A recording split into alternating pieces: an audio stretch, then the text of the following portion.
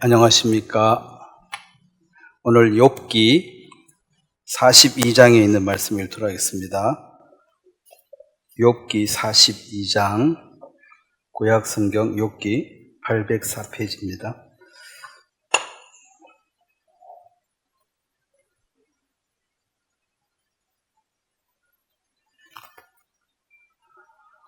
욥기 42장 1절, 욥이 여호와께 대답하여 이르되 주께서는 못하실 일이 없사오며 무슨 계획이든지 못 이루실 것이 없는 줄 아오니 무지한 말로 이치를 가리는 자가 누구니까?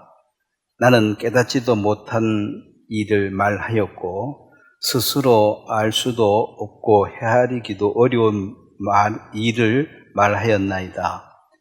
내가 말하겠사오니 주는 들으시고 내가 주께 묻겠사오니 주여 내게 알게 하옵소서.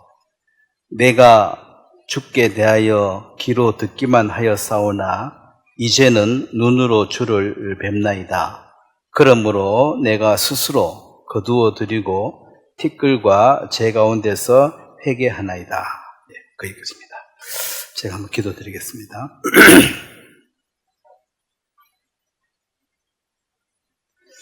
하나님 아버지, 우리가 큰 은혜를 입어서 하나님의 자녀라는 큰 선물을 받았습니다.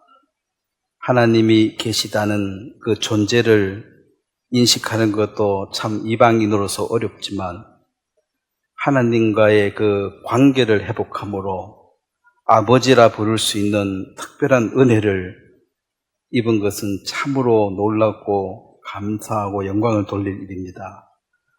우리가 받은 이 큰 복이 또 다른 이들에게도 증거되어져서 하나님을 인식하는 것뿐 아니라 관계의 회복을 통해서 아버지라 부를 수 있는 놀라운 복들을 허락해 주시고 우리가 이 크고 놀라운 일의 증인으로서 어떤 위치에 있든지 간에 그리스도에 대해서 증거하며 또 우리가 방금 부른 찬송처럼 우리 주님께서 다시 오신다는 그 약속을 우리가 믿고 있습니다.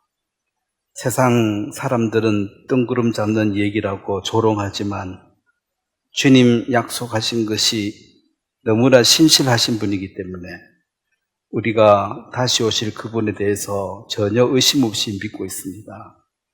하나님, 불쌍한 사람들에게 눈을 열어서 회개하게 하시며 그 주의 말씀을 믿는 큰 복을 허락해 주시길 바라고 또 우리가 이 오늘 말씀을 들을 때도 성령께서 우리에게 가르쳐 주심으로 또 산 소망과 또 영적 힘을 얻어서 이 어두운 세상에 빛으로서 역할을 할 수 있도록 도우시길 바랍니다. 감사를 드리고 예수님의 이름으로 기도드렸습니다. 아멘. 오늘은 그 이해와 신뢰라는 제목으로 제가 말씀을 전하려고 합니다. 하나님을 이해하는 이제 대상이 아니고 하나님은 신뢰의 대상입니다. 이제 신뢰한다, 이해한다. 이해라는 것은 어떤 새로운 정보가 들어왔을 때 내가 그 올바로 인식하는 것입니다. 이해하는 것이고 이것이 이제 지식으로 바뀌어지면은 내 삶에 어떤 지식이 적용되어져서 내게 유익한 어떤 그 영향을 미친까지가 지식의 단계이고 그것은 다 우리 머리에서 이해되고 그 우리 생각 테두리 안에서 일어나는 일이고 이제 신뢰라는 것은 나 말고 어떤 다른 사람이 나를 절대로 해코지하지 않고 내게 유익을 줄 거라고 믿는 것입니다. 그건 상대방에 의해서 달려있기 때문에 내가 뭐 아무리 똑바로 그걸 이해하고 분석한다 할지라도 상대방의 마음을 우리가 알 수가 없기 때문에 이 믿음이라는 것은 우리가 생각하고 이해하는 그 차원 너머에 있는 얘기입니다. 그래서 우리는 사람은 믿을 수가 있습니까? 없습니까? 사람은 믿을 수가 없는 게 어떤 상황이 바뀌어지면은 어쩔 수 없이 사람은 그 약속을 지킬 수도 없고, 내가 내일 내년에 꼭 내가 너 집에 갈게. 내일 내가 죽을 수도 있고 살 수도 있고 알 수가 없기 때문에 믿을 수가 없고, 또 성경은 사람은 거짓되다고 얘기를 했습니다. 그러니까 아무리 이제 바른 말을 해도 어떤 상황이 부딪히면 또 이제 거짓말을 할 수밖에 없는 게, 우리 일상 중에도 어떤 사람 만나서 기분이 나빠도 만나서 기분이 안 좋습니다, 기분이 나쁩니다 이래 말 안 하죠. 반가웠습니다 아니면 최소한 아무 말 안 하든지. 그래서 사실은 아무 말 안 하니까 관계가 좋은 줄 알지만은 속으로 욕할 수도 있다는 거죠. 알 수가 없는 상태거든요. 그래서 하나님을 이제 이해하는 차원에서 이제 사람들이 많이 얘기하고, 결과적으로 이해가 안 되기 때문에 마지막은 불신자로 갈 확률이 더 높습니다. 왜 하나님이 저렇게 하시지? 왜 죄 없는 사람을 저래 많이 죽이시는가? 자꾸 이래 되어지면은 결국은 이해가 안 돼. 이해가 안 돼. 그래서 나는 못 믿겠어. 그래서 불신적으로 가버립니다. 그럼 우리가 이제 신뢰한다는 것은, 이제 하나님이 내게 어떤 소원이나 악행을 하실 분이 아니라 내게 호의적이고 나를 사랑하시는 분이고 내게 마침내 복을 주시는 분인 것을 내가 믿는 거예요. 그럼 안 믿는 사람 편에서 보면은 바보 같을 수도 있죠. 그걸 믿냐고. 그걸 믿냐고. 뭔 증거로 믿냐고. 그래서 이제 세상 지혜로 도달할 수 있는 단계가 믿음의 세계가 아닙니다. 그래서 세상의 지혜로 보면 어리석은 사람들이다 이렇게 말할 수 있습니다. 그래서 우리 주위에 있는 사람들이 우리를 볼 때에 좀 안타깝게, 좀 어리석게 이렇게 보고 있다고 생각하시면 돼요.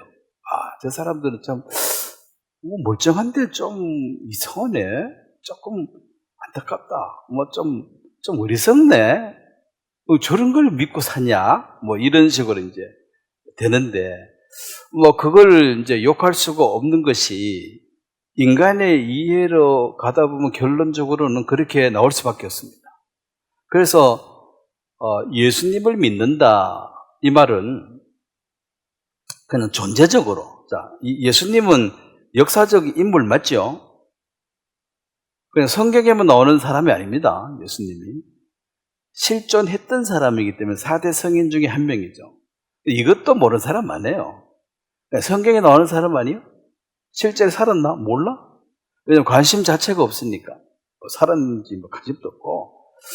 그리고 이제 그 예수님이 이제 믿는다는 것이, 그 옛날에 계셨지, 그 훌륭하신 분이지, 그 존재를 믿는 것도, 그래 하나님이 계시지, 이것도 이방인들에게는 큰 변화입니다. 대부분 지금 사람들이 구원받았다고 우기는 사람들이 하나님 없다고 빡빡 우기다가 하나님이 계시다, 그걸 알았다는 거죠. 그걸 자기들이 구원이라고 생각을 합니다. 물론 하나님이 없다고 하다가 하나님이 계신다고 믿는 것은 큰 변화임에는 틀림없습니다. 그런데 이제 하나님 계시는구나, 그래 이제 성경을 읽어보는 거예요. 점점 이해가 안 돼, 읽을수록. 그래서 이런 하나님이 다 있어. 그럼 마지막은 그냥 신뢰할 만한 분이 못 되고, 믿을 대상이 못 되고, 믿을 것은 내 주먹이라 믿고 내 돈이라 믿지 하나님 믿을 수가 없어, 이해가 안 돼, 이렇게 이제 물리치게 됩니다. 그리고 이제 예수님에 대해서도 이제 더 현실적으로 부딪히는 게, 예수님은 이 세상에 실제로 태어나신 분이고 실제로 역사에 죽었던 사람으로 기록이 되어 있는 역사적 인물입니다. 그리고 잘 아시지만 AD, BC를 경계 듣는 거에 비포 크라이스트 그래도 예수님인데 이런 세 개의 AD, BC를 나눌 수 있는 가장 중요한 분인 이 예수님에 대해서 얼마나 알고 있느냐? 잘 몰라요. 그리고 이제 예수님은 아는데 뭐 갑자기 무리를 걸었다 이런 얘기 보는 순간 뭐야 이거 말이나 돼? 이렇게 이제 좀 믿어보려고 했는데 이거 도저히 안 되겠다. 그리고 뭐 주님이 부활하셨다. 자, 부활을 했는지 안 했는지는 이제 역사책을 봐야 되는데 이순신 장군이 임진왜란때 전쟁을 잘했는지 못했는지는 우리를 못 봤으니까 그냥 그 책을 보고 아는 거잖아요. 기록된 책을. 그래서 예수님에 대한 기록된 책도 분명히 로마에 기록이 나와 있고 죽음까지 나와 있으니까 그분은 분명히 사신 건 분명한데 죽은 것까지도 기록에 분명히 있습니다. 근데 부활부터는 이제 안 믿는 거죠. 자, 그 시대로 돌아가면 그 예수님이 부활할 것이라는 것을 그 당시에 그 유대인들의 주류, 그러니까 지배 계급들은 그걸 믿었어요. 그 예수님의 3년 동안 활동을 보면서 너무나 기적 같은 일을 많이 봐가지고 이거 살아나가지고 뭔 일 나면 큰일 난다 싶어가지고 빌라도에게 가서 이 자가 살아있을 때 뭐 3일 뒤에 살아난 이런 말을 했는데 만약에 살아나면 민족의 지도자가 되어지고 독립운동하고 로마하고 싸우고 난리 나니까 철동같이 지켜가지고 그런 말도 안 되는 소리가 아예 일어나지 않도록 싹을 없애야 된다. 그래서 군인들을 파견해가지고 무덤을 지켜서 뭐 제자들이 와가지고 실제 훔쳐가 놓고 부활했다 하니 이런 불상사가 없도록 해야 된다 그러니까 빌라도도 그래 하라 그랬습니다. 그래서 군인들 그 당시 세계 제1의 군인 아니면 로마가 그걸 다 지키고 했는데 실제로 예수님 부활했을 때 그들은 돌처럼 굳어버리고 아무것도 할 수가 없었고 그러면 이제 기독교의 증거로 예수님이 부활을 안 했더라면 예수님을 따르는 제자들이 그렇게 갑자기 변해가지고 무서워가지고 다 도망가버리고 베드로조차도 3번이나 부인하는 그런 비겁함을 보였잖아요. 무서우니까, 죽음이 무서우니까. 왜 죽음은 끝장나는데 근데 부활한 주님을 보고 이 죽음에 대해 두려움에서 벗어났거든요. 우리도 그분처럼 살겠구나. 그래서 이제 그렇게 무서워가지고 도망다니고 벌벌 떨던 사람들이 변화를 받았습니다. 그럼 무슨 계기가 있어야 되잖아요. 계기가. 왜 그렇게 무서워하는 사람이 갑자기 변했느냐. 부활하신 주님을 만났기 때문에. 죽음을 정복한 그분을 실제로 자기가 보았기 때문에 죽음이 끝이 아니고 파멸이 아니라 이 다시 신령한 몸으로 덧입는구나. 그 예수님의 이 말씀과 예수님의 삶이 일치해버렸기 때문에 그 부활한 주님을 만나는 순간 모든 사람들은 변화를 받았습니다. 죽음의 두려움에서 해방이 됐다는 거죠. 그래서 이 복음이 능력이라는 것이 죽음에 매여서 일평생 종노릇 하는 자들을 놓아주라, 구원하는 것이 바로 해방이거든요. 진리가 너희를 자유케 한다는 것은 이 죽음의 문제를 해결 못한 사람은 자유가 없는 사람이에요. 언제 죽을지 모르잖아요. 죽음의 문제에 벌벌 떠는 사람은 해결이 안 된 사람이에요. 자유가 없는 사람이에요. 그런데 죽음의 해결을 경험한 사람들이 이 자유를 전한 거죠. 죽음, 그거 우리가 극복할 수 있는 거다. 우리가 영원히 살 수 있는 존재다. 그것을 예수님이 이제 육체로 와서 보여주시고 그 예수님의 제자들이 다 순교함으로 복음이 땅끝까지 전해지는데 이름되었습니다. 그걸 누가 강제로 시킬 수도 없습니다. 네가 가서 죽어라 소리는 누가 할 수 있습니까?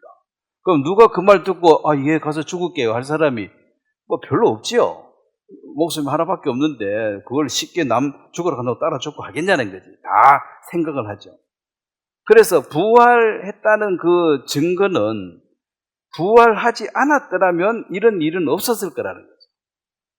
그래서 부활을 통해서 이런 변화가 나타나서 그래서 그 열매로 그 실체를 아는 거니까 부활 안 했으면은 뭐 그냥 죽은 걸로 끝났지.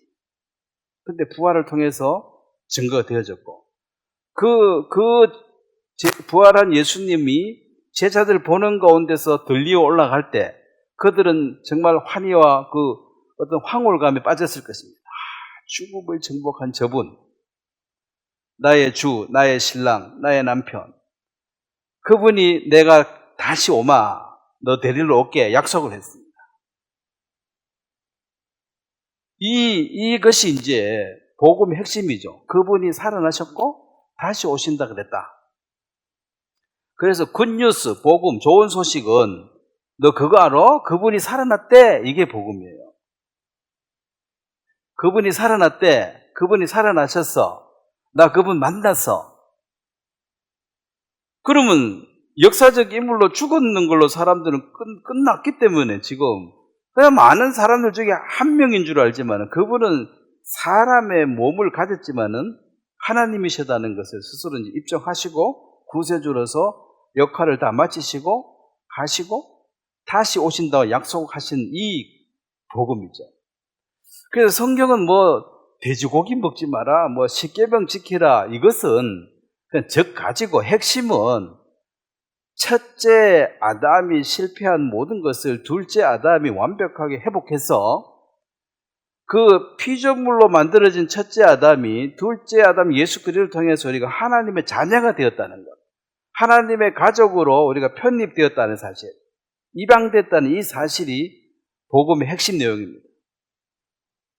그 첫째 아담에 대해서 너무 주목할 필요 없는 거죠. 그건 지나가는 거예요. 그런 것처럼 둘째 아담, 마지막 아담 예수 그리스도가 어떤 일을 했는가에 주목해야 됩니다. 그래서 구약은 필요하지만은 지난주에 제가 말했는 것처럼 하만의 조서가 모든 유대인을 죽여라. 이게 법이죠. 근데 이거는 이제 왕의 도장을 찍었으니까 법을 폐할 수는 없어요. 그렇지만은 새로운 법이 다시 공포되어져. 새 언약이 공포되므로 새 언약이 도달되는 그곳마다 옛 언약은 힘을 잃어버린다는 것입니다. 이제는 유대인이 살아나는 법. 죄의 삭은 사망이에요. 율법은. 그런데 새 언약은 그 삭을 내가 지불했다. 이게 이제 새 언약이죠. 내가 너희 죄와 불법을 다시 기억지 않겠다. 왜냐하면 지불했기 때문에 내가. 그래서 그 옛 언약에 대해서 지금 파고두고 열심히 한다고 뭐가 답이 나오진 않습니다. 그러고 있는 사람들이 유대인들이죠. 지금도 옛 언약에 대해 충실합니다. 뭐 탁월하죠. 전 세계 어디를 가든지 그들은 하나님의 백성으로 구별된 삶을 살았고 그것이 사람들에게 미운 털이에요. 아니 한국에 왔는데 와서 우리하고 같이 이렇게 살아야 되는데 자기들끼리 회당 지어놓고도 이렇게 사니까 먹는 것도 뭐 그거 안 먹는다 그러고 이렇게 밉상이죠. 야 왔으면 같이 지내자 하는데 너희들하고 같이 밥도 안 먹어. 우리끼리 할 거야. 이러니까 이게 밉상이야. 그러니까 우리 믿는 거 믿으라 해요. 안 믿는데. 그러니까 미운 털이 뭐 이런 거죠. 우리 하나님 한 분밖에 안 믿어. 이래 나오니까. 그런데 그들은 아직까지 새 언약이 선포된 이 사실을 믿지 않고 있습니다. 아직 하만의 그 사망의 법 아래 있는 유대인들처럼 사망에 매여 불불 떨고 있죠. 안 죽으려고 발버둥 치죠. 그런데 예수 그리스도의 이 법이 선포되는 것이고 그래서 우리는 가만히 뒤돌아보면 어쩌다가 이런 귀한 믿음을 갖게 되어졌는지에 대해서 정말 하나님의 은혜였구나. 저도 따지기 좋아하고 의심 많고 잘 안 믿는데 믿어졌다는 거죠. 그리고 부인하고 싶어도 부인이 안 된다는 거죠. 그 부인해가지고 부인되면은 그 하나님 주신 믿음이 아니야. 내가 갖고 있는 믿음이에요. 하나님 선물로 준 그 믿음은 내가 예수님 오기는 뭘 와 하고 부인하려고 그래도 부인이 안 돼야지만이 온전한 믿음을 가진 사람. 근데 오실까 안 오실까 자꾸 의심이 되고 이게 부인이 되는 사람은 내가 믿는 믿음이에요. 그 믿음이 주어진 믿음이라고 했어요. 이게 선물이라고 그랬거든요. 한번 부인 한번 해보세요. 부인 돼요? 큰일 났네. 완전히 바뀐 거예요. 그 부인이 된다 하더라고, 어떤 사람은. 의심이 간대. 안 믿어진대. 아무리 들어도 안 믿어진대. 성경 다 알아도. 할 수 없는 거지, 뭐 어떡해. 안 믿어지는데. 저 개인 상담을 많이 하다 보면은 참 안타까운 사람이 있어요. 다 알아, 다 알아. 성경 다 알아. 믿어진다 하여. 대답을 못하겠다. 부인해라 하여. 부인도 못하겠다. 믿으라 하여. 믿지도 못하겠다. 죽겠대. 성경책 버려버리고 믿지 마세요. 그래. 와, 그러면 안 된대. 믿으려 하여. 그것도 안 믿어진대. 그럼 어쩌라는 거야? 자기도 죽겠대. 또 이제 괴로운 거죠. 이해 차원과 이 믿음과 이제 이 선을 못 넘는 거예요. 그래서 내가 저 사람을 믿는다. 저 사람은 믿을 만하다. 이래 돼야지 이제 그 사람과 관계가 편한 거죠. 나를 해코지할 사람이 아니다. 내게 도움을 줄 사람이다. 그걸 믿는 사람이고. 저 사람 못 믿겠는데? 언제가 나한테 해코지할 사람이고 나한테 뭐가 요렇게 못 믿는 사람이잖아요. 자, 부부 생활에도 가장 기본적인 것은 아내가 남편을 신뢰하고 존중하는 겁니다. 남편은 아내를 사랑하고 불쌍히 여기는 마음이에요. 그건 내한테 시집 와가지고 고생 많이 했다 이런 생각이 맞지. 내가 니하고 결혼해가 내가 고생 많이 했다 이렇게 말하면 안 되잖아. 그래서 믿을 만하다. 이 사람이 최소한 내한테 악을 행할 사람은 아니고 내게 도움을 줄 사람이란 걸 내가 그 느낌을 신뢰라 그러는 거예요. 그 믿음이 안 와가지고 한 방에 같이 자는데 요놈이 언제 나 목 조를지 모르겠네. 요래가는 같이 못 사는 거지. 그 교도소의 그 사형수들이 제일 무섭다 그러죠.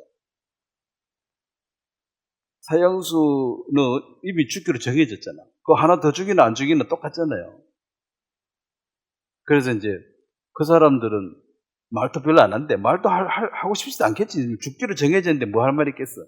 그러면 아무리 기 센 놈도 그 사형수 한 방에 자라 그러면 겁난다는 거지. 자다가 언제 죽일 뻔지 모르니까 잠을 못 자는 거죠. 하나 더 죽이나 안 죽이나 똑같으니까. 내한테 절대 악을 행하지 않겠다고 믿어져야지 내가 마음 놓고 잘 거 아니에요. 한 방에 부부가 한 방에 자도 서로 못 믿으면은 옛날에 뭐 그런 게 있었죠. 이 못을 여기 남편이 박아가지고 너 죽였다 하는데 남편이 뭔 짓을 했는지 모르지만은 못 박아 죽여봤다. 뭐 그런 부인하고 한 방에 자면은 잠 오겠어요? 눈 붙이는 순간 내가 죽는 날인데. 그래서 신뢰가 없으면 같이 못 가는 거예요. 한 집에 있으면 안 돼. 그런데 최소한 내가 남편을 신뢰한다. 이 말은 내한테 해코지할 사람이 아니라 내게 도움을 줄 사람이고 나를 위해주는 사람이라고 전제하에 그 믿음 하에 그 다음에 실제로 그런 행동이 나오니까 존중하고 그 관계가 되어지는 이게 안 되면 살기가 어렵습니다. 이놈은 나쁜 놈, 내한테 해코지할 놈, 앞으로도 계속 할 놈 이런 생각을 하고 같이 살면은 볼 때마다 반만 떨어질 거 아니에요. 언젠가는 못 사는 거지. 그 관계의 가장 핵심은 신뢰입니다. 그래서 이 사람 믿을 만하냐? 네, 믿을 만하다. 그러면 좀 안심이 됩니다.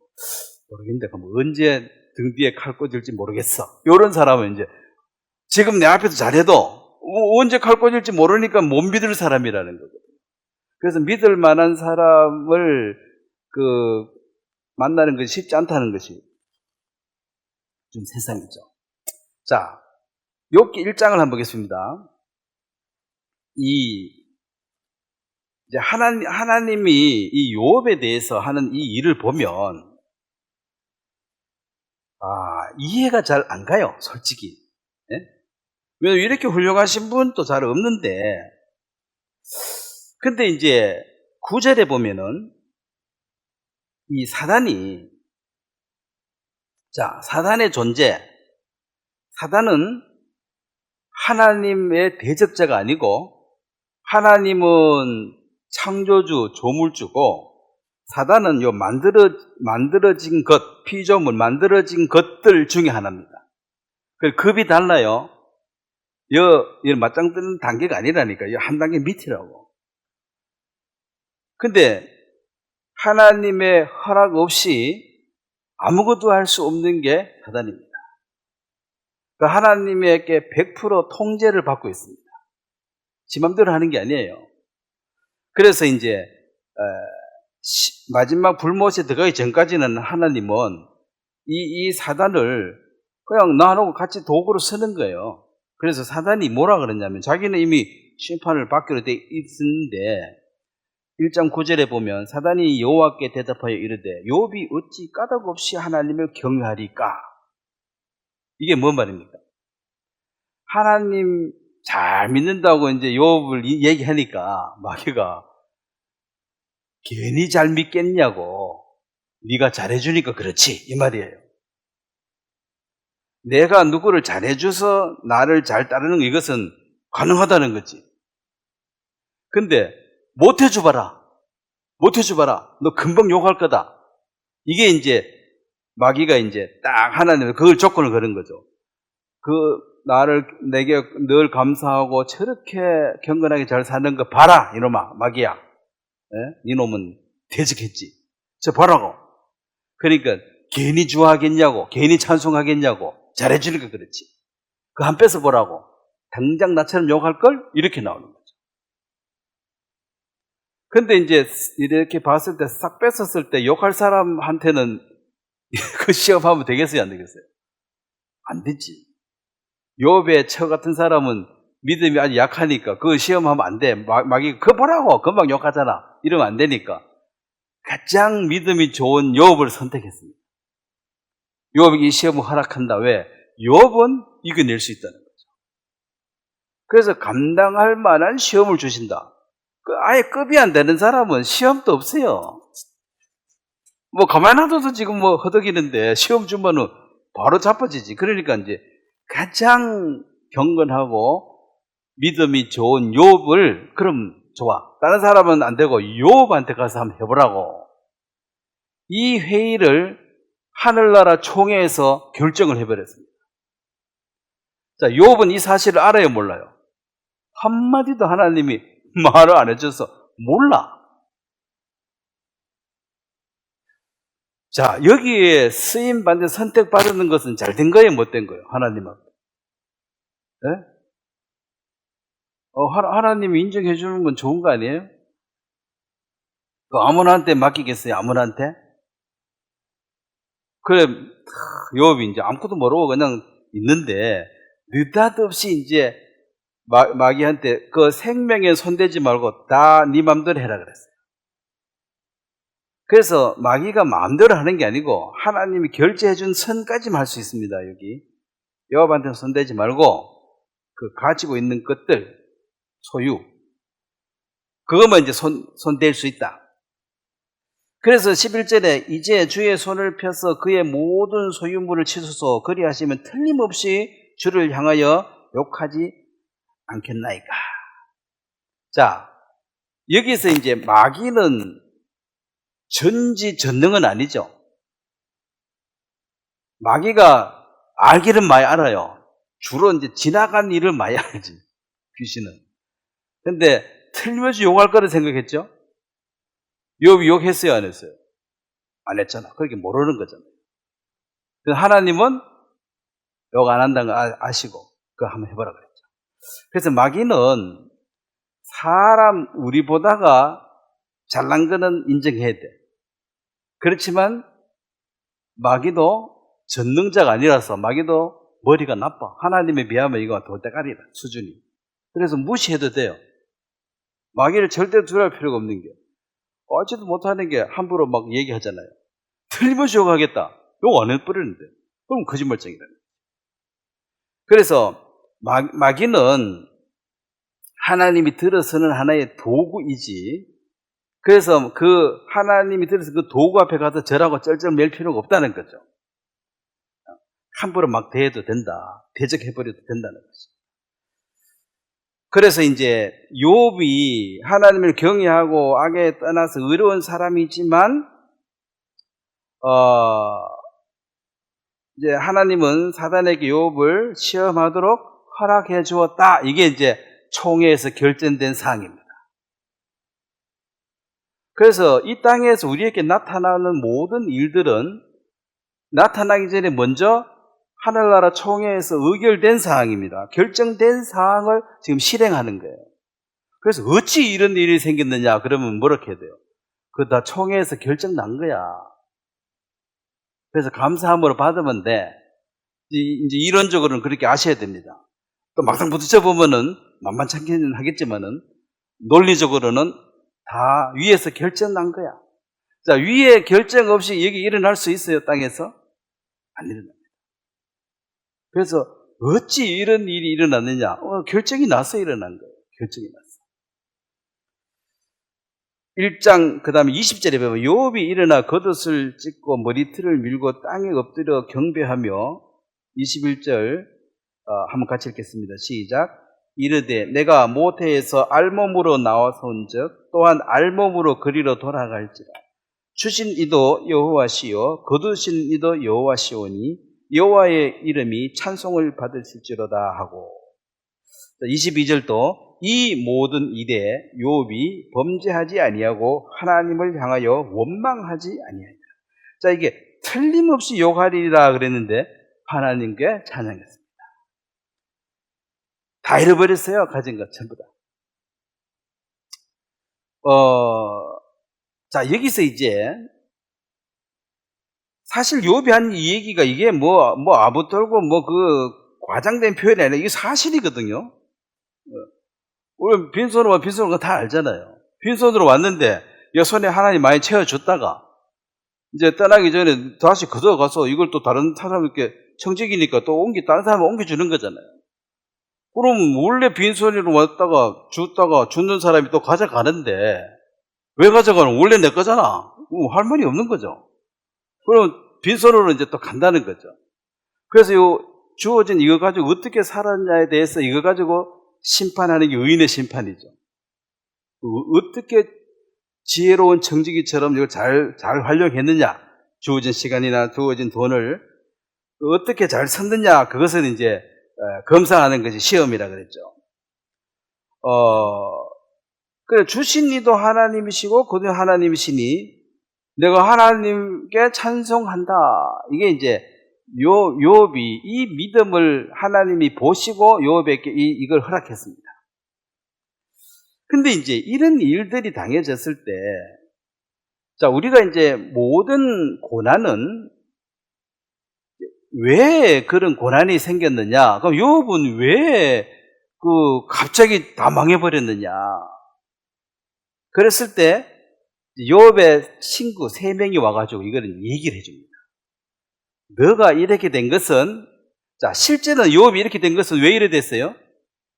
하늘나라 총회에서 결정이 나서 하나님이 사단을 왜냐면 이 사단이 자기는 이유 있어서 하나님께 대항했다는 거지. 근데 요업을 하나님께 찬양하고 잘 사니까 이거 잘해줘서 그렇지, 한번 뺏어보라고, 나처럼 욕할 거라고. 왜냐면 이게 이제 이의를 제기하니까, 자기가 억울한 것처럼 말하니까, 그러면 한번 해보자, 다 해봐라. 그렇지 않다. 그걸 이제 마귀를 부끄럽게 하는 것이죠. 마귀의 입을 이제 닫게 하는 것이거든. 더 이상 불평, 원망, 심판에 대해서 항의 못하도록. 뭔 소리 하나? 네 말이 틀렸잖아. 이제 증명하는 거죠. 그리고 요업의 세 친구들이 왔는데, 자, 4장 7절을 한번 보겠습니다. 이 친구들이 하는 이 얘기가 결국 이제 우리가 살아가면서 어려움을 당하는 사람을 볼 때 우리의 그 마음의 태도가 나와요. 자, 어려움 당하는 사람을 우리 봤을 때 저 사람이 어려움을 당하네? 그럼 첫 번째 뭐 생각해요? 자, 4장 7절 보겠습니다. 욥기 4장 7절 한번 같이 읽겠습니다. 시작. 생각하여 보라.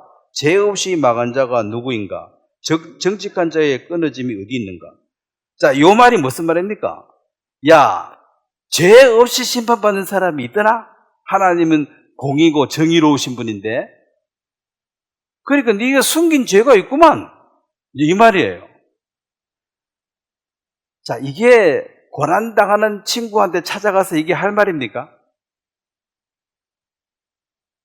안 그래도 힘들어 죽겠는데 와서 염장치르면 오지를 말지, 차라리. 사실 이 친구들도 처음에 가가지고 일주일 동안은 이 땅을 가만히 할 말이 없어서 가만히 있었어요. 그때가 참으로 위로해주는 사람이야. 일주일쯤 뒤에 입을 열어, 이제. 뭐 한마디씩 해. 그때부터 괴롭히는 사람이다. 입이 방정입니다. 말 가지고 사람을 죽이는 거예요. 자, 성경은 슬픈 자를 어떻게 하라 했습니까? 정죄하라 그래서 가가지고 심판해주라 그랬습니까? 위로해주라. 위로는 어떻게 합니까? 막 슬퍼서 울고 있는데 어떻게 해야 돼? 옆에 같이 앉아가지고 뭐 등을 물을 하나 주는지 할 때 가만히 있는 게 좋아. 무슨 말을 해도 위로도 안 돼. 옆에 함께 있어주는 게 하루고 이틀이고 3일이고 같이 있어주는 게 입도 안 물고 필요한 거 물이나 떠다주고 가만히 있어주는 게 그게 위로해주는 거예요. 그거 가가지고 너 잘 생각해봐라. 숨겨진 죄가 없냐? 이렇게 말하면 지는 잘난 척 하는지 몰라도 고통당하는 사람에게 그 위로를 주는 게 아니에요.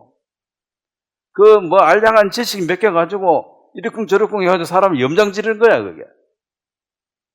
그래서 요압한테 가가지고 야, 하나님이 공의로우신데 이런 심판 징계를 받아서 너 숨겨놓은 죄가 있구만. 어디 첩정해놓고 몰래 산 거 아니야? 뭐 이런 식으로 이제 염장을 지르는 거지. 이게 정죄하는 사람. 마귀는 요런 데서 들어서는 사람들, 마귀의 종자들 중에 있어요. 와가지고 늘 이렇게 원하고. 그런 사람도 빨리 찾아와. 왜? 이거 빨리 해줘야 되니까. 위로가 전혀 안 되는 사람이죠. 그렇게 한 사람이 엘리바스예요. 엘리바 친구. 엘리바스가 왔고, 빌닷이 왔고, 소발, 나중에 이제 또 그 젊은 친구 엘리후드까지 왔는데, 이 친구들이 하나하나 하는 말들이 어떻게 보면 맞는 말 같아요. 어떻게 보면. 그래서 속아. 맞는 말 같아. 근데 틀렸어. 이 엘리바스는 죄를 지었으니까 네가 고난을 받는 것이고, 이 말은 내가 지금까지 신앙생활을 하면 쭉 지켜보니까 하나님이 잘못했을 때 징계하시더라. 자, 그 말은 맞아요, 안 맞아요? 잘못해 징계하는 것도 맞죠? 근데 그것을 모든 경우에 다 적용시키면 돼야 안 돼? 안 되지. 하나님이 그렇게 단순한 분이 아니다. 하나님을 다 이해하기에는 우리가 머리가 터져요. 이해를 못해. 그래서 믿으시라고 얘기하는 거예요. 신뢰의 대상자지 이해의 대상자가 아니다. 이해하려고 하는 사람들은 결국은 나중에 불신자로 돌아설 수밖에 없는 게 결국 이해가 안 되거든. 이해를 할 수가 없으니까. 그러면 이제 내가 경험상으로 그때 그 경험은 그 케이스에 맞았지만 그것을 일반화시켜가지고 하나님의 뜻이라고 그렇게 단정하지 말라는 거죠. 모든 어려움은 징계받는 거야. 이렇게 단정 짓지 말라는 거죠. 그런 케이스도 있고 안 된 케이스가 요압의 케이스입니다.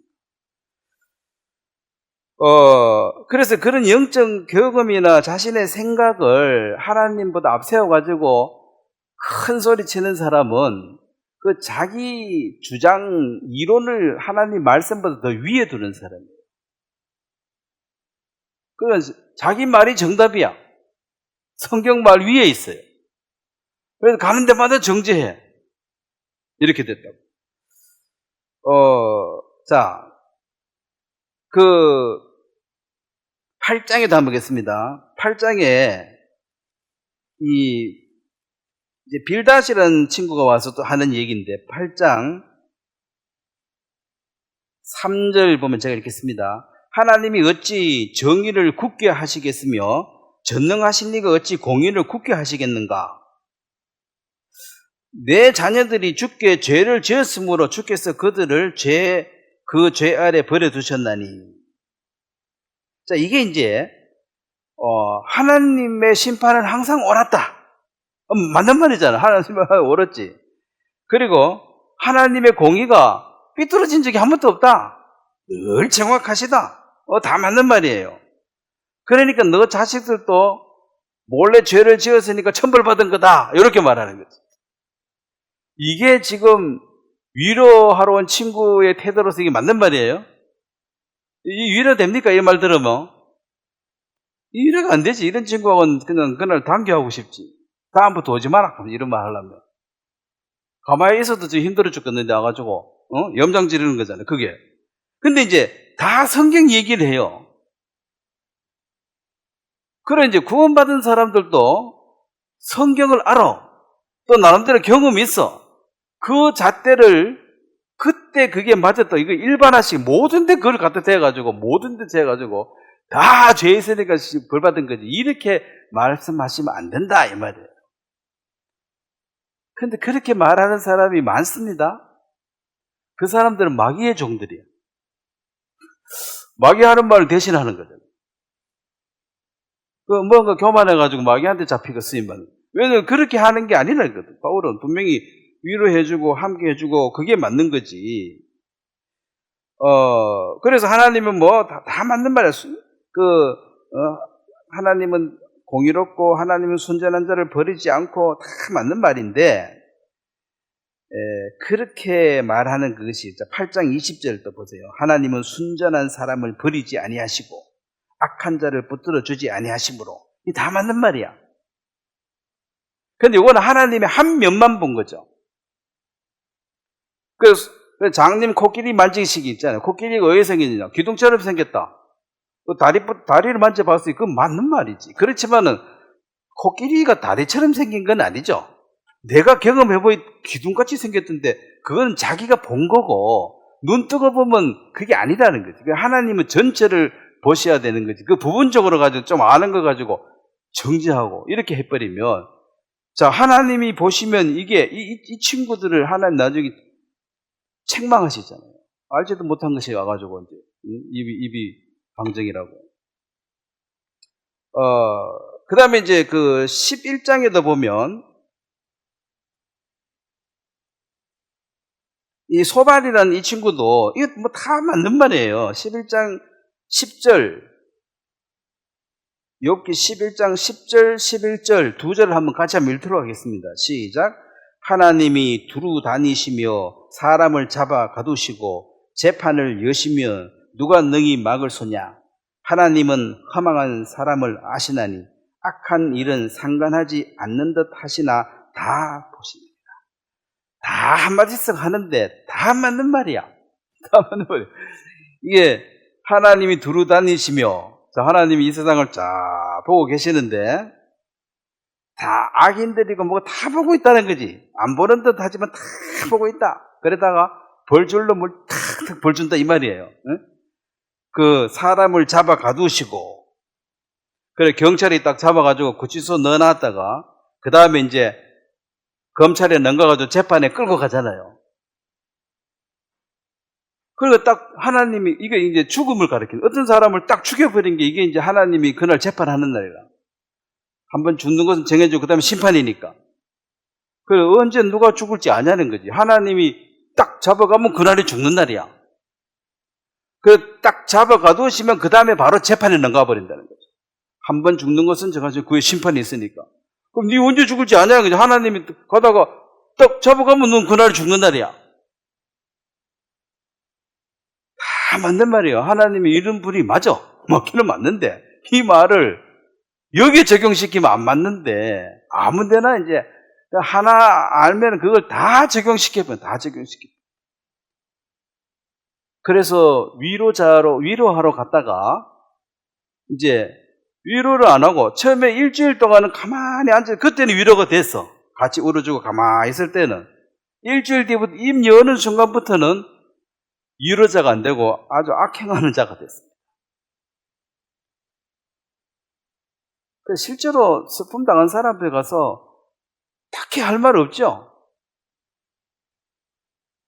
가만히 옆에 있는 거지. 뭔 말? 누가 자식이 죽었는데 가가지고 슬퍼하지 마라. 마음 편히 묻어라. 자, 무슨 말하면 그게 뭐 그 사람에게 도움이 돼요? 그냥 가만히 있는 게 좋아. 가만히 있다가 뭐 입 마르고는 물이라도 좀 먹으라고 주고, 밥도 못 먹어야 짜증나니까 물이라도 무에 사니까 물이라도 좀 마시게 하고, 뭔가 이렇게 좀 일어날 때 뭐 좀 부축해주고, 뭐 그러면 사람이 일어나면 어지러지가 자빠질 수도 있고 뭐 모르거든 왜 될지. 혼자 내버려 두고 그냥 가버린 것보다는 옆에 붙어 있는 게 그게 위로해 주는 거지. 무슨 말이 필요한 게 아니고 함께 있어주고 그의 필요를 이렇게 보고 도와주고 이게 위로해 주는 거지. 딱히 무슨 말 가지고 위로하려는 그런 교만을 가지면 안 돼요. 내가 말 한마디 해주면 이 사람 위로를 받겠지. 그런 말이 없어요. 위로가 안 돼요. 진짜 어려움에 처한 사람은 위로할 길이 없습니다. 뭔 말로 위로해요? 근데 우리가 금방 집에 가서 위로하려고 하잖아. 아이고, 힘내시라고. 그럼 속으로 니 같으면 지금 힘나겠나? 이 말이 나올 거 아니야. 내가 죽겠는데 지금 니 같으면 차라리 가만히 있어 그냥 말하지 말고 이런 말이 나올 거야. 그래서 이 친구들이 가서 다 성경적으로 하자 없는 말, 옳은 말을 했지만은 이 경우에 안 맞는 말을 다 한 거예요. 이 사람은 지금 그게 아닌데. 근데 이제 자꾸 바른 말 가지고 이 정죄하면 괴롭죠. 그 다음에 이제 그 엘리우 친구. 자, 욥기 34장 한번 보겠습니다. 엘리우, 이 사람, 젊은 친구, 이 사람 도 똑똑한데, 똑똑해도 마찬가지라. 똑똑해도, 뭐, 하나님 앞에 인간의 똑똑함이 뭐 큰 의미가 있겠습니까? 자, 욥기 34장 3절, 4절, 한번 같이 읽겠습니다. 시작. 입이 음식의 맛을 분별함 같이 귀가 말을 분별하나니 우리가 정의를 가려내고 무엇이 선한가 우리끼리 알아보자. 자, 일단은, 자, 음식이 이게 맛 있는지 없는지는 먹어봐야 알죠. 먹어보기 전까지는 모르는 거 아니에요. 그런 것처럼 이 말을 우리가 다 들어보면 이 말이 사람의 말인지 하나님의 말인지 이제 분별이 간다. 참 좋은 말이죠. 그래서 누구 말 하는데 중간에 자르고 다 듣기 전에 내가 무슨 평가한 거 이거 어리석은 겁니다. 다 들어봐야지. 음식 먹어보도 안 하고 이거 맛없겠네. 뭐 이렇게 말하면 이게 이치에 안 맞다는 거지. 먹어보고 좀 이따가 그래 평가를 해야지. 먹어보지도 않고 보자 말자 이거 맛없겠네. 이러면 그 사람의 말도 들어봐야지 알 거. 자, 하나님 말씀도 진짜인지 가짜인지도 다 들어보고 나중에 평가하셔야 돼. 들어보지도 않고 에이 이 성경 이거 뭐 틀리네 이래 말하는 사람들은 네가 안 들어보고 이 말이 하나님 말씀인지 뭐 인간의 말인지 마귀 말인지 네가 어떻게 아냐. 사람의 말을 들어보면 그 사람 수준이 딱 나타납니다. 질문하는 것 들어보면 제일 수준이 잘 나타나요. 대답은 뭐 대충 하면 돼. O 아니면 X니까 뭐 50은 따고. 근데 질문 한번 해보세요. 그러면 그 질문이 그 사람의 수준이에요. 뭐가 궁금한지, 어느 정도 수준을 알고 싶은지 그 질문이 그 사람의 내면을 드러내는 말이거든요. 그러니까 이제 말을 들어보면 이 말이 이게 유치원 애가 한 말인지 이게 뭐 박사님이 하신 말씀인지 예수님이 하신 말씀인지 잘 들어보면은 구별이 가진다. 그러니까 성경 말씀도 음식을 먹어보고 판결하는 것처럼 네가 말씀을 들어보면 이게 인간의 말인지 하나님의 말씀인지 네가 그 맛을 분별하게 될 것이다. 다 맞는 말이야. 그러니까 엘리후가 다 들어보고 하나님 말씀 얘기하는데 결과적으로는 우리끼리 또 한번 알아보자. 그래서 이제 중구난방 그래 하지 말고 우리끼리 모여가지고 도대체 일이 왜 일어나는지 한번 연구해보자 이 말이죠. 맞는 것 같지만 그게 답이 나오겠어요? 앞에 3명보다는 좀 합리적이라. 나온 대로 막 죽이지 말고 모여가지고 한번 이 토론 한번 해보자. 이 일이 어찌 생겼냐? 이게 왜 이런 일이 생겼냐? 이게 이제 그 똑똑한 친구 엘리후예요.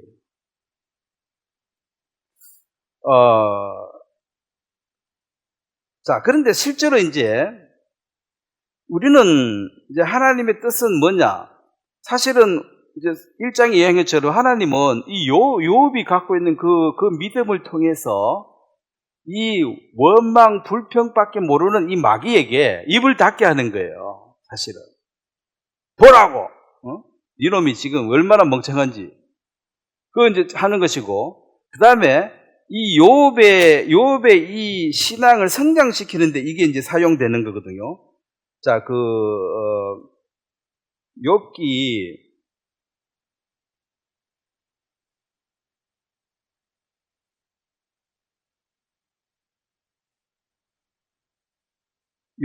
42장 그게 보면은 42장 12절이죠. 자, 마지막 부분입니다. 12절, 13절, 42장 12절, 13절 한번 같이 한번 읽겠습니다. 시작. 여호와께서 욥의 말년에 욥에게 처음보다 더 복을 주시니 그가 양 14,000과 약대 6,000과 소 1,000겨레와 암나귀 1,000을 두셨고 또 아들 7과 딸 3을 두셨으며, 그 다음에 욥기 1장 2절 3절을 한번 보세요. 1장 2절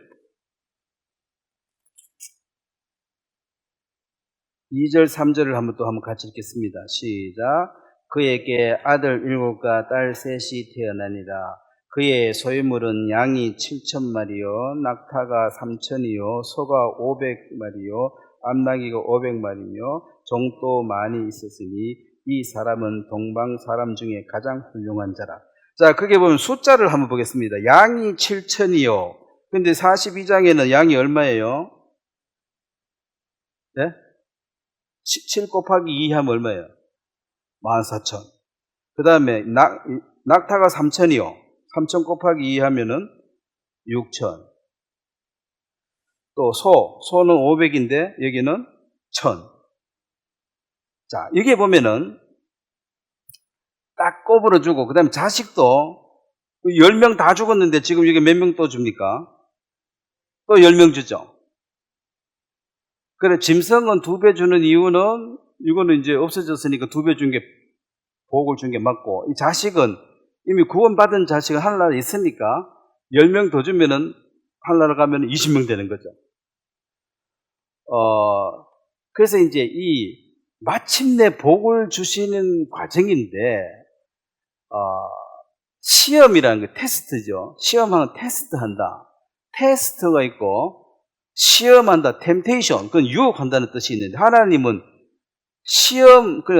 유혹은 하지 않습니다. 유혹하는 것은 막이고, 하나님은 테스트 하십니다. 테스트하는 건 좋은 거예요, 안 좋은 거예요? 테스트. 네? 자, 공부를 많이 해놓은 사람은 시험 치는 날이 좋아요, 안 좋아요? 내가 공부해놓은 거 벽점으로 만방에 알릴 수 있고, 벽에 1등, 2등 탁 옛날에 붙여주고. 그런데 공부 안 해놓은 사람은 시험 치는 날이 이제 꼰덩으로 드러나니까 괴롭지. 근데 괴로울 게 없는 게 그게 자기 모습이야. 정확한 거야. 그러니까 꼰덩하면 하고 그다음부터 또 반성해서 또 하면 되니까. 근데 자기 실력은 알아야 되잖아요. 내가 꼰덩인지 일정인지는 정확하게 이제 진단을 한번 해보는 게 테스트하는 거예요. 그런데 욥의 그 신앙을 하나님이 테스트를 했을 때 이걸 능히 이길 수 있는 믿음을 가졌기 때문에 이걸 허락했고, 그래서 감당할 만한 시험을 주신다. 아무나 주는 게 아니라는 거죠. 이런 일을 가지고도 하나님은 찬양할 수 있는 믿음을 가진 사람들에게 그런 어려움을 하나님이 맡기시는 거예요. 그러면은 다른 사람 같으면 절대로 찬양 못 하겠지만은 너니까 찬양할 수 있으니까 내가 너한테 맡긴다. 그래서 어려움이 있다고 죄가 많아서 그런 게 아니라 이 한 단계 높여주는 성단 시험과 같습니다. 훌륭하신 것을 만방에 드러내는 수단이 되는 거예요. 누가 봐도 야, 나는 저런 형편 같으면 나는 감사하고 못 살겠는데 저분은 참 감사하고 사신다. 훌륭하시다. 이게 이제 테스트로 점수를 이제 많이 받은 거고. 그러면 어려움이 있음에도 감사하는 사람은 믿음이 좋은 사람이에요. 근데 그냥 형편이 좋아가지고 좋은 것은 죄인도 그걸 할 수 있다 그랬잖아요. 죄인도 다 좋으면 좋은 거지. 기뻐할 수 있죠. 의인은 딴 사람은 도저히 기뻐할 수 없는데도 기뻐하고 살아가는 그 어떤 믿음의 단계를 하나님이 테스트 시험 쳐가지고 드러낸다는 거죠. 군대에 있을 때 저도 태권도 1단 땄는데, 군대 1단 어디 서문인지 모르지만 연습을 해가지고 승단 시험 쳐서 통과하면 단정 따면 끝이고, 아니면은 병장 졸업할 때까지 계속 해야 돼. 제대할 때까지. 매 수요일 날 불려나가지고 태권도 맨날 연습해야 돼요. 괴로워요. 빨리 따야 돼. 그 마지막에 그 벽돌 깨기, 벽돌 맨날 깬다고 주먹으로 해가지고 이제 한 방에 딱 깨야 돼. 그러면은 승단 시험 보러 가가지고 합격해보면 그 다음 안 해도 되니까. 시험 보러 가는 게 좋아요, 안 좋아요? 빨리 오고 승단 따버리면 이제 안 해도 되니까. 인정해주니까. 못 따면은 또 해야 되는 거지. 그러니까 실력이 딱 된 사람은 빨리 시험 치고 싶은 거예요, 빨리. 그러면 이제 이거 그만해도 되니까. 그래서 시험을 하나님이 주셨을 때는 실력이 딱 봤을 때 될 만하니까 시험을 주신다. 아무나에게 주지 않습니다. 아무나에게.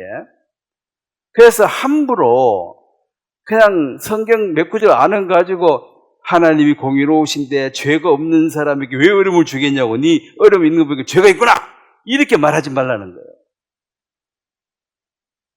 그렇게 간단한 게 아니다. 하나님은 이 믿음, 이 과정을 통해서 훨씬 높은 단계로 올라가. 1단 끝나면 그 다음에 이제 1단 공부 그만하고 2단 공부 또 하는 거죠.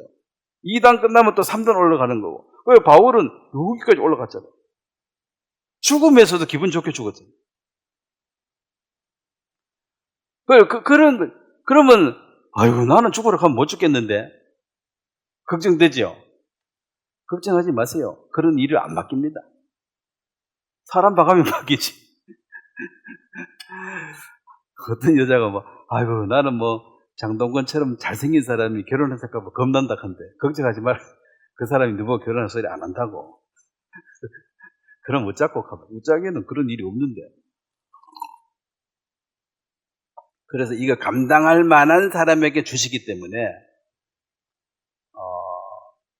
감당할 만한 사람은 그게 축복이에요. 근데 감당 못할 사람이 이제 어려운 거지. 자, 그렇다면 여기서 하나님이 이제 우리에게 보여주시는 것이 자, 욥기 38장에 한번 보겠습니다. 38장에 보면 42장 본문하고 똑같은 얘기가 한번 나오는데, 38장 1절 2절에 보면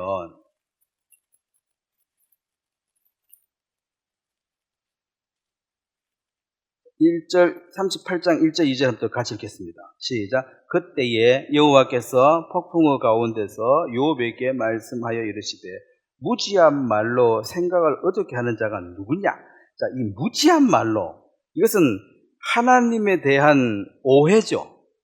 오해고, 그 다음에 피상적인 어떤 성경 지식, 나름대로 아는 어떤 진리에 대한 기준을 가지고 그걸 현재에 와서 막 적용시켜가지고 보편화로 말하는 것.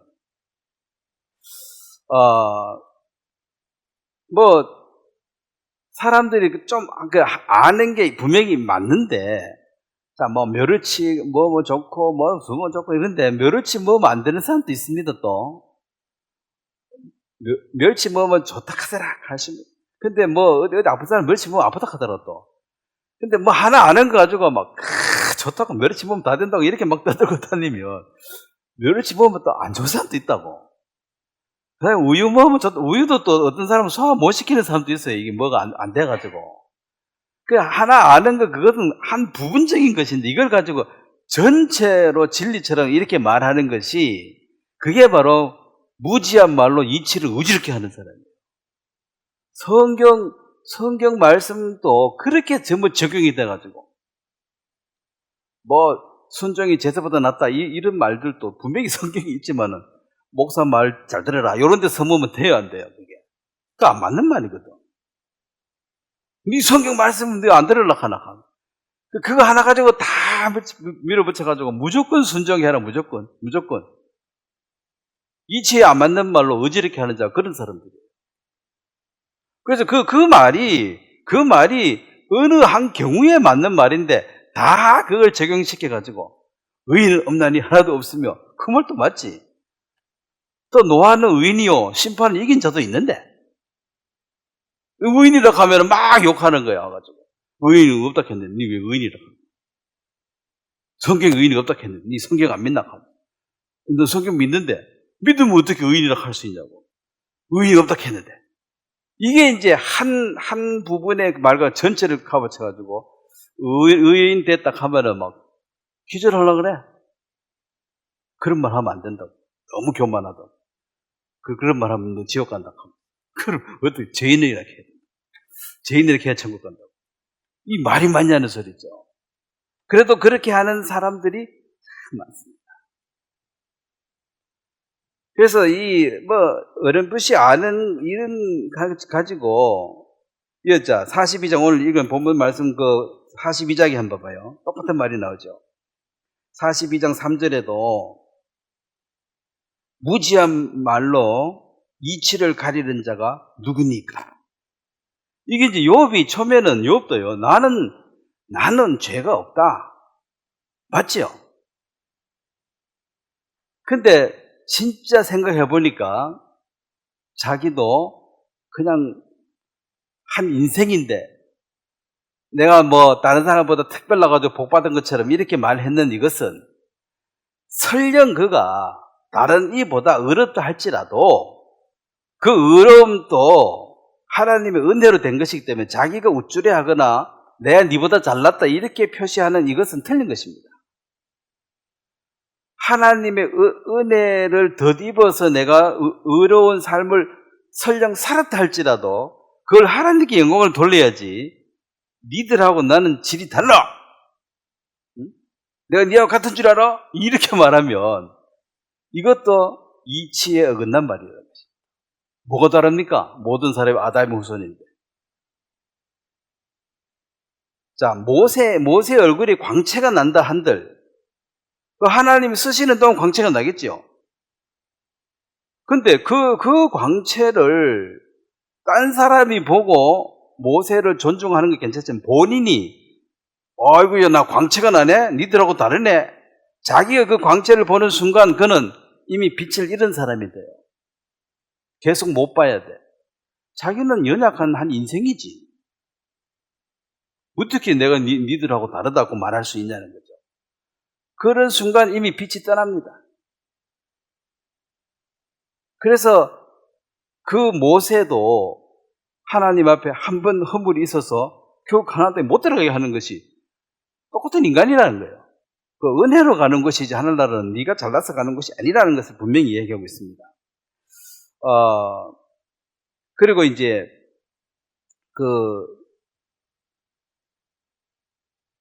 42장 5절, 자, 5절도 한번 같이 한번 읽겠습니다. 시작. 내가 죽게 대하여 귀로 듣기만 하였사오나 이제는 눈으로 주를 배웁나이다.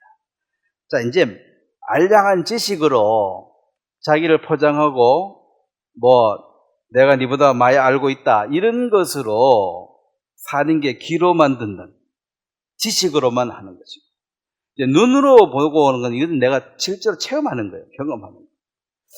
하나님이 이제 이 욥에게 하는 얘기가 이런저런 설명을 하는 것이 아니라 내가 이 세상을 만들 때 네가 어디 있었느냐. 이제 하나님은 그 하나님 자신이 누구인지를 계속 얘기했습니다. 자, 욥기 38장에 한번 봐요. 왜 이런 어려움을 주시는가 이걸 막 설명해 주는 것이 아니라 하나님이 얼마나 크신 분인가를, 너하고 얼마나 차원이 다른지를 설명하고 있습니다. 자, 38장 4절에 한 4절 말씀 같이 읽겠습니다. 시작. 내가 땅에 기초를 놓을 때에 네가 어디 있었느냐?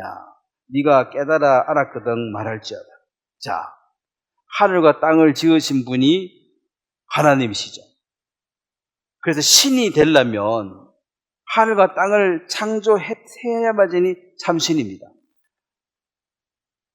만약에 어떤 사람이 믿는 신인데 그 신이 너 믿는 신이 하늘과 땅을 만들었냐? 아닌데 그러면 그건 참신이 아니라는 거죠. 내가 이 땅을 만들 때 네가 어디 있었냐 이러니까 너는 알지도 못한다는 소리죠. 알지도 못하는데 아는 것처럼 계속 말하고 있는 이것이 하나님 앞에 와서 따지고 질문하고 이런 것들이 이게 어느 수준이 맞아야지 대화가 되는데 그래서 네하고 나하고는 격이 다르다는 걸 지금 얘기하고 있습니다. 이게 올라 저게 올라가 아니고 그래 내가 땅 만들 때 너 어디 있었느냐? 웃었지 뭐. 그러면 이걸 네가 알고 있느냐? 자, 38장 그 41절 마지막 절 한번 보면 41절 한번 같이 읽겠습니다. 시작. 까마귀 새끼가 하나님을 향하여 부르짖으며 먹을 것이 없어서 허우적거릴 때에 그것을 위하여 먹이를 마련한 이가 누구냐? 까마귀 어미지요. 그렇게 말하는데 그 까마귀 머리가 그렇게 좋아가지고 자식을 잘 키우는 게 자기의 의가 아닙니다. 그렇게 프로그램에서 집어넣으신 분이 누구예요? 그러니까 짐승들이 자기 새끼를 죽으라고 잘 키우는데 그거는 그 어미가 그게 도구고 실제로 그렇게 키우시는 분은 누구예요? 하나님이에요. 그래서 이제 타조는 알 낳아놓고 그냥 도망가 버린다 했잖아요. 왜? 지혜를 안 주니까. 그럼 타조는 알 품는 게 없고 그냥 모래밭에 놔놓고 가버린대. 그러면 모든 동물의 새끼를 그렇게 죽기 살기로 보살펴냈는데 타조는 왜 그러냐? 하나님이 설명해 주려고 하나 예배를 시키 봐라. 이게 지들로 하는 게 아니고 내가 그렇게 하는 거라는 거예요. 그 까마귀 새끼가 하나님 먹을 거 주세요 깍깍 하고 있을 때 이 입에 누가 넣어줄 거냐는 거죠.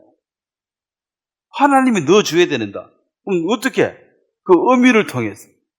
그러면 어미가 평상시에 그렇게 자상하고 자비로워가지고 한 게 아니고 그냥 그렇게 하는 거예요. 그냥 본능적으로. 그런데 타조는 본능적으로 알 놓고 도망가 버린다는 거지. 그럼 타조 새끼는 어떻게 나오는 거예요? 하나님이 그냥 부화시켜서 하나님이 키우는 거예요. 처음부터 구하라. 그러면 이제 증명되죠. 하나님이 타조를 지키고 키우고 있다는 게 증명되잖아요. 어미가 안 돌봤는데 왜 타조가 존재하냐 이 땅에. 내가 하고 있는 거 아니냐. 근데 이걸 이제 하나님께 영혼을 안 돌리니까 사람들이 참 동물을 봐라. 우리가 배울 게 있어. 하나님에 대해서 배우는 게 아니고 사람보다 나아. 저 동물이 그 동물을 찬양하고 또 그래요. 아이고 저 인간은 짐승보다도 못해. 그거 동물 찬양하라고 그래놨습니까? 아이고 개도 요즘 찬양하자. 아이고 우리 애는 눈치가 백단이고 무슨 애라. 그래 그렇게 이제 다 왜곡돼요. 까마귀 새끼가 지금 누구를 향해서 부르짖는다 했습니까? 저기 어마이 찾는 게 아니에요. 그죠?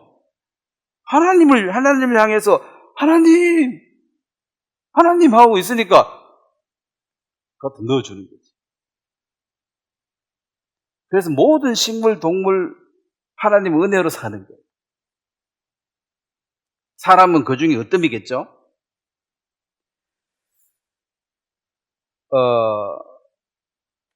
이 만물에 욥기 41장 11절에도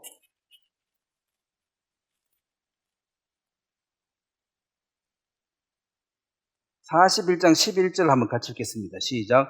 누가 먼저 내게 주고 나로 하여금 갚지 않겠느냐? 온 천하에 있는 것이 다 내 것입니다. 자, 이게 뭔 말입니까? 누가 먼저 내게 주고 나로 하여금 갚게 하겠느냐? 이 말은 내가 창조주고 내가 주인인데 나는 누구한테 빚진 게 하나도 없다 이 말이에요. 다 내 것이다. 그 하나님한테 갚아야 되는데, 자, 여기 누가 먼저 내게 주고 하나님한테 빌려주고 내가 받을 거 있는데요. 왜 안 주세요? 이렇게 말할 사람이 없다는 거죠. 나는 누구한테 빌린 적도 없고 또 다 내 건데 내가 뭐 하려고 빌리냐는 거예요. 다 내 건데. 그 니들은 다 은혜로 사는 거지. 내가 뭐 해줘야 될 의무가 없다는 것입니다. 내가 가갔으니까 내놓으세요. 그렇게 말하는 사람이 있으면 한번 해보라는 거지. 내가 가갔으니까 내놓으세요. 네 것이 어디 있냐는. 그래서 하나님은 누구한테 빚진 게 없다 이 말입니다. 그러면 구원도, 십자가의 사랑도 하나님이 빚져가지고 반드시 구원해줘야 될 빚쟁이 의무가 있는 게 아니에요. 그러니까 이게 은혜라는 것이 그러잖아요. 갚아야 될 의무도 없고 받을 권리도 전혀 없는 사람에게 엄청난 걸 주는 걸 은혜라 그래요. 우리가 은혜로 구원받았다 이 말은 하나님이 반드시 우리를 구원해야 될 의무가 있는 게 아니에요. 빚진 게 아니에요. 하나님 빚진 적이 없다 이 말을 이렇게 말. 나는 빚진 적이 없다 누구한테. 빌린 게 없다. 근데 빌릴 필요가 없지 다 내 건데. 그럼 내가 내놓으세요. 이렇게 말할 수 있는 자가 어디 있느냐는 거예요.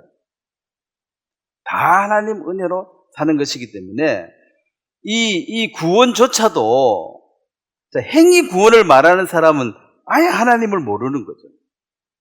그 다음에 하나님이 나를 구원해야 돼 반드시. 네? 안 하면 하나님이 잘못한 거지. 이거 뭐 하나님이 빚진 거잖아. 그런 게 아니라는 거지 하나님. 나는 빚진 적이 없다. 내한테 뭐 내놓으라 할 사람이 있으면 한번 와서 얘기해보라는 거지. 내가 언제 이거 가져간 적이 있냐는 거야.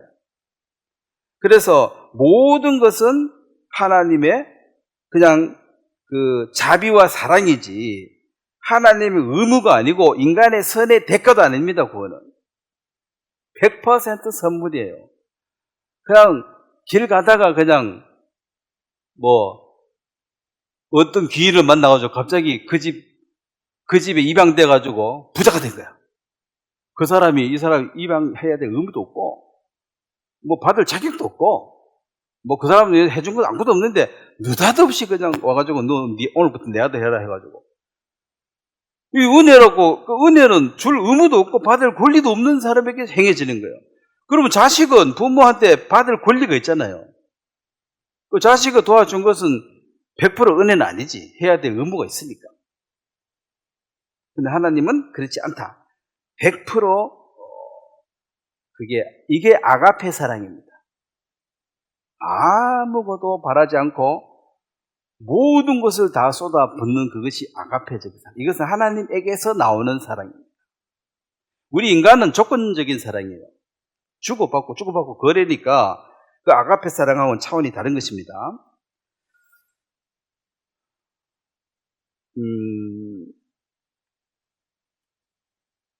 자, 요한복음 6장 보고 마무리하겠습니다. 요한복음 6장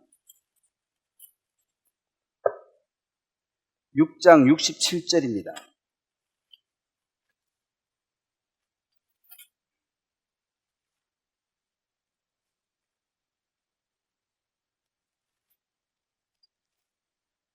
(67절)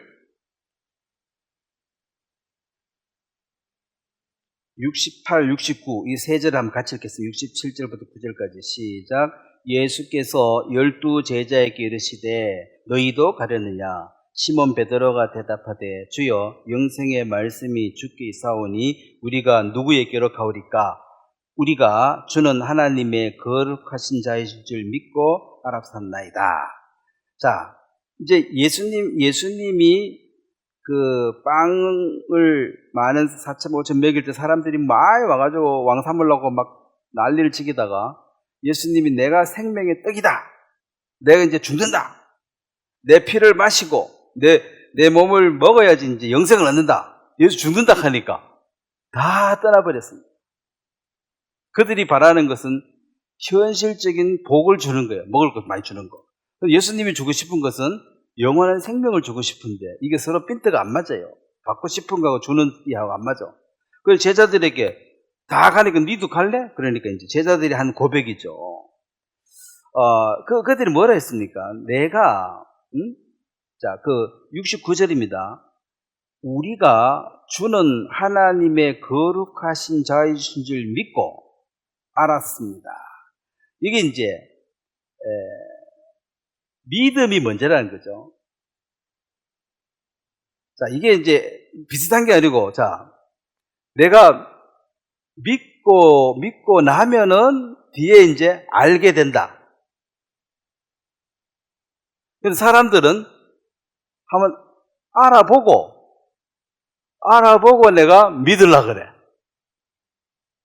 그 알아보고 여기서 이제 하나님을 다 이해할 수 없으니까 이해 못하는 게 중간에 여기서 이제 오해가 생겨가지고 하나님 믿으려고 하다가 중간에 그만둔 사람이 많습니다. 그 예수님이 너희가 하나님의 말씀과 능력을 오해함으로 이 오해가 이제 여기서 이해를 하려고 막 애를 쓰다가 이해를 못하는 게 오해죠. 자, 유대인도 지금 오해에 갇혀 있습니다. 오해. 예수 그리스도에 대해 오해죠. 하나님에 대해서도 뭔가 이렇게 하려고 했는데 자기 생각하고 안 맞아. 하나님이 이럴 수 있나? 이거 도저히 아니다. 그래서 오해가 생겨가지고 못 믿는 거거든. 근데 이제 제자들은 내가 믿고, 이 신뢰를 먼저 줘. 내가 믿고, 당신은 정말 내게 좋으신 분인가를 먼저 믿고 나니까 알게 되더라, 자동으로. 그렇게 믿음이 먼저라는 것입니다. 이 세상 모든 학문은 이게 문제예요. 이해하고 알아보고 그 다음에 믿어야 돼. 그러니까 안 믿어지지. 열심히 신학 공부하다 보면 예수님이 무리를 걸으시고 이게 안 믿어지는 거예요. 이제 뭐 처녀가 아기를 낳았다. 안 믿어지는 거지. 믿어질 수가 없잖아요. 홍해 물이 뭐 벽처럼 섰다. 안 믿어지는 거죠. 그래서 그런 설교는 이제 못하는 거지. 내가 안 믿어지니까 말을 못하는 거죠. 그래서 그걸 믿고 나면 하나님이 어떤 분인가를 믿고 신뢰하고 나면 그분의 능력을 100% 신뢰하고 나면 그냥 알게 되는 세계다. 그래서 여기 이제 제자들이 한 얘기가 내가 믿고, 자, 69절이죠. 우리가 주는 하나님의 거룩하신 자이신 줄 믿고, 여기서 문장이 끝납니다. 믿고, 그 다음에 end거든. 영어로 보면은 believe 먼저고 and to know. 그 다음에 내가 알게 해졌다. 그 and는 두 문장을 연결하는 거거든요. 내가 믿고 그 다음에 알게 되어졌다. 이게 이제 믿음을 갖는 방법인데 이 믿음은 100% 신뢰. 자, 하나님은 정말 내게 호의적이신 분이고 내게 악을 행하신 분이 아니고 나를 위하신 분이라는 것을 믿는 것을 신뢰한다 그래요. 아, 믿을 만하다. 그러면 그분을 100% 다 이해합니까? 이해는 못하지. 너무 크신 분을 이해는 다 못하고 믿을 만한 분이라는 걸 믿었습니다.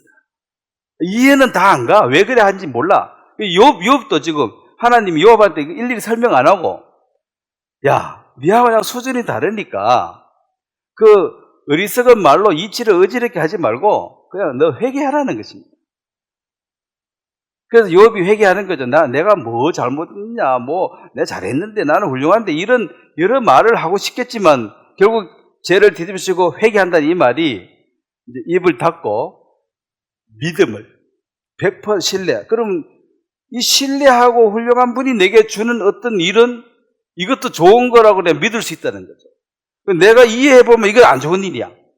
그러니까 자식 10명이 하루아침에 다 죽어버리고 소유가 다 날아가 버렸는데 왜? 내가 왜 이래? 내가 뭐 잘못했다고? 그럼 하나님이 이거 네 잘못이 아니고 그럼 왜? 자꾸 물을 거 아니에요. 왜? 내 자식 10명을 왜 죽였냐고 계속 그럴 거 아니에요. 그 설명해가지고 이해할 수 있냐는 거지.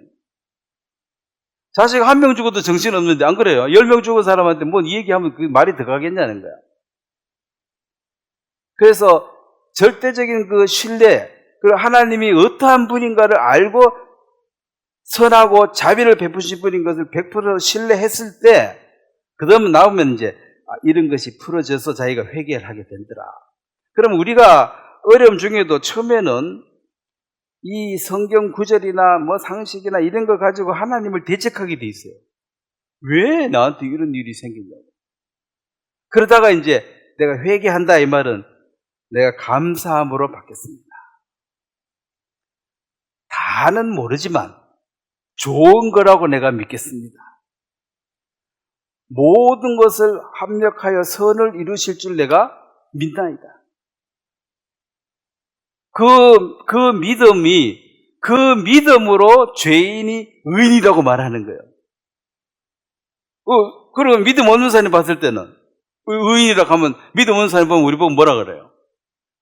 이상한 소리 한다 그러지. 그 말이 되냐고. 너가 의인이라고 말하면 돼? 그건 아니지. 그래 말하면 안 되지. 아니야. 너는 믿음으로 의인이야. 그 말 하면 안 되지. 그래, 안 되지. 이치로 보면 안 되지. 근데 믿음으로 된다라는 거지. 그리고 예수님이 돌아가셔가지고 나를 의인 못 만들었으면 예수님 뭐 하려고 죽었냐는 거예요. 죽을 이유가 뭐예요? 죄인이 나를 의인 만들려고 죽었잖아요. 그랬으면 감사합니다. 의인 된 걸 감사합니다. 그래야지. 난 죽어도 죄인이요. 이러면은, 그럼 나는 왜 죽었나, 그러면? 그건 잘 모르겠고, 하여튼 나는 죄인이야. 그 의인 없는 하나도 없다 그랬어. 여기 딱 묶여버리거든요. 한국 교회도 지금 의인이라고 말하면 못해요. 그러면 죄인이죠. 그 겸손이라 그래. 그게 어리석은 말로 이치를 어지럽게 하는 사람들이 많습니다. 자, 오늘 여기까지 하겠습니다. 제가 한번 기도드리겠습니다. 하나님 아버지, 우리가 욥의 이 고난을 깊이를 다 이해할 수 없지만 하나님께서 이 일을 허락하심으로 우리를 교훈하고 있습니다. 우리는 훨씬 욥보다 적은 고난이 와도 속에서 질문이 많고 불평이 많습니다. 하나님은 그 모든 것을 통해서 우리를 더 성장시키시고 또 모든 것을 합력해서 내 삶의 절대적으로 선으로 유익으로 바꿀 수 있기 때문에 이 일을 허락하십니다.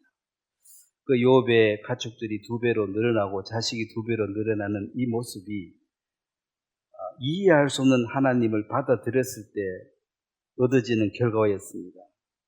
많은 사람들이 우리도 포함해서 하나님을 원망하기 때문에 이 갑절의 복에 대해서 이해할 수가 없고 받아들이지 못합니다. 주께서 우리에게 허락하신 이 모든 일들이 모든 것을 합해서 선을 이루실 것을 우리가 믿고 신뢰함으로 그 믿음 안에서 우리에게 참 자유를 주시고 또 어떤 상황 형편 속에서도 그 하나님을 원망치 아니하고 감사하는 자로 이끌어 주시게 되길 바랍니다. 감사를 드립니다. 예수님의 이름으로 기도드렸습니다. 아멘. 수고하셨습니다.